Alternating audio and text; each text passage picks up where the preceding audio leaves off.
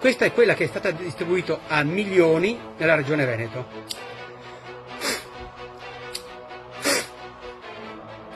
E ciù!